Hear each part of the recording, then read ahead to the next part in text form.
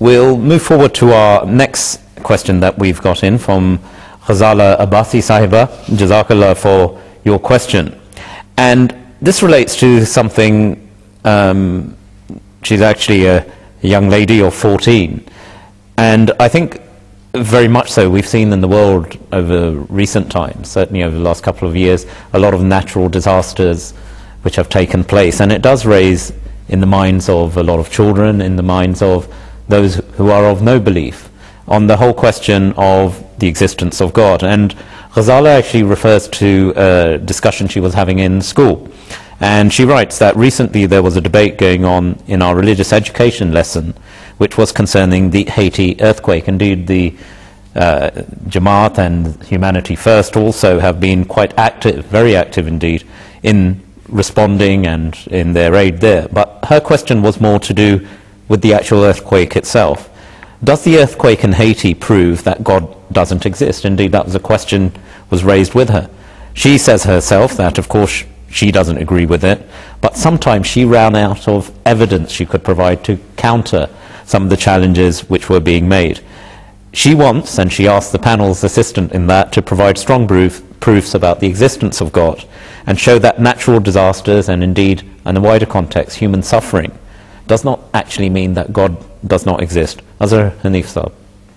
Yes, I mean, again, I appreciate her struggle. She's a very young girl, and this is a question which has challenged the minds and hearts of people twice and thrice her age, and people who are themselves religious, educated, and who philosophers and thinkers at the highest level. So it's not a simple question to answer, and she should try to keep it on her level for now.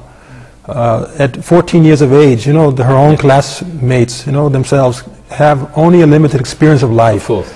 So to go too far with it would just make it an exercise which is going to be futile for them. Well, she seems like she's done quite a valiant effort. She's done an excellent job in presenting the basic points. And if she goes back to some of the previous episodes, she'll see other answers which have been given which deal with this subject. I'll just take one other point today about my own thinking when I saw what happened in Haiti. She talks about Haiti here, and I thought over and over again, you know, what a tremendous loss of human life. And of course, God is connected to every single living thing, human or otherwise. He is the Rabb, He is the creator of every single thing. And the question is, we ourselves, if we just prick our finger and a little small loss of that, we get upset. We don't want to lose a little part of our body. The thought of it causes us to be concerned. How could we think that a creator of all of this majesty and all of this life is just so unthinking or unfeeling about what He's created? He is related. He does think of all of it. And it reminds me of one tradition. I don't know the exact wording, so I'll just give a sense of it. Where an old lady came to the Prophet Muhammad ﷺ, and she asked him the question that, you know, as a woman, if I see my child about to thrust its hand into the fire, I would rush to my child and pull its hand back so it wouldn't be burned. O Messenger of God, is not God at least this much merciful toward His creation, that if He sees us heading toward ruin, He would not save us from this? It's a question of God's relation to His human creation. And the messenger began weeping. And he turned to her and said, oh, you don't realize how merciful God is, more merciful than any being. More merciful than any being. And I think this is the issue that we as human beings have a hard time to understand. What does mercy really mean? Does mercy mean in this case to save every single living thing that's ever created in this world? If that's the purpose for God sending us here, to show us this kind of mercy, that now we should live happily ever after, as in the Hollywood film? Yeah. Whereas in fact in the Quran He warns us, this is not a world where you're going to live happily ever after. You enter this world, and I guarantee you, I will try you with loss of wealth, health, life, property, all these things. These will be your trials.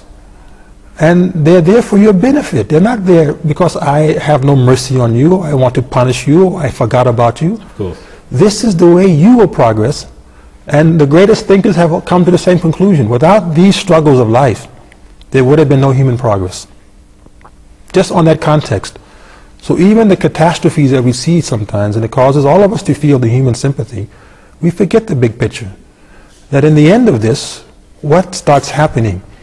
Now Haiti, I was reading the accounts of newspapers of those people who went through this torturous, this so-called hellish experience of being in the earthquake. And I was often surprised that the person was buried under the earth in what would be a tomb, and yet after 7 days, 10 days, 11 days, they came out, the first thing what they said, oh, thank God, you know, take me to the church, let me go pray, you know. So in effect, their faith was revived. Their faith was enhanced, their faith remained alive. That experience did not detract from them at all in the human experience of life. It somehow benefited them and others around them who saw these things. And the nations began to be patient and deal with these things, and the growth and benefit.